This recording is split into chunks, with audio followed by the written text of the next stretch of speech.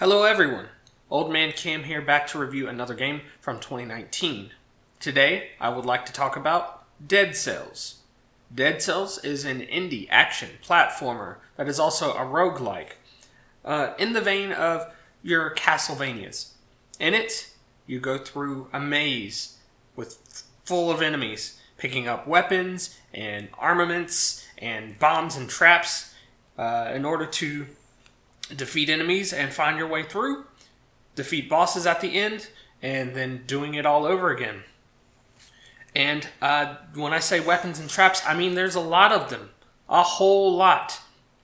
During your run, you get to pick up to 2 weapons, and you have to balance out what kind of weapons you're going to pick up. Do you pick up weapons that have synergy together? Do you pick up weapons of different colors or different ranges? There's 3 different colors that you have to choose from. Red, purple, and green, each representing power, range, and I think trick weapons, basically. I think green is range and purple's trick, but if you play the game, you'll get what I'm saying. And as you go through, you can power up yourself using one of those colors. Each of those colors gives you more hit points, but also powers up the corresponding color. And some weapons and armor have 2 different colors that you can use to power up. So, do you pick a green/red weapon and a green weapon and power up green to power them up both? Or do you power up red and green to balance them out? How do you play? Your play style factors in a lot. You will die a lot. The game is nails hard. But it also has a nice, fun style to it. I think I saw behind the scenes, it looks like pixel art, but it's actually 3D models de-resed down to look like they're pixels, to give that kind of old school feeling to the game. And you can tell that in a lot of ways with the animation.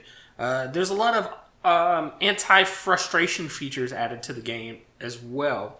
The way you detect edges to platforms, the way that you can kind of roll off. The platforming doesn't feel like it takes over the action. The game is primarily about action. There are some platforming parts, but they're very, very forgiving, and you can exploit the game to make it the way you want. The game is really, really fun.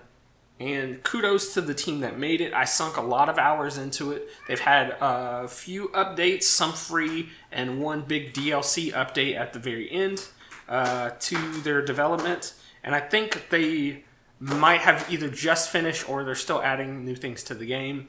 But either way, it's a fun game to pick up, play hardcore for a while, put it down, and then come back to it a little later to see how much worse I've gotten at the game.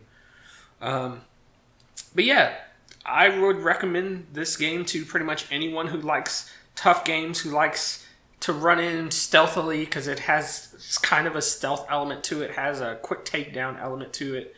A lot of times to avoid damage or to avoid getting killed, you have to pick off enemies one by one or bait them into doing what you want them to do. It's a pretty good game.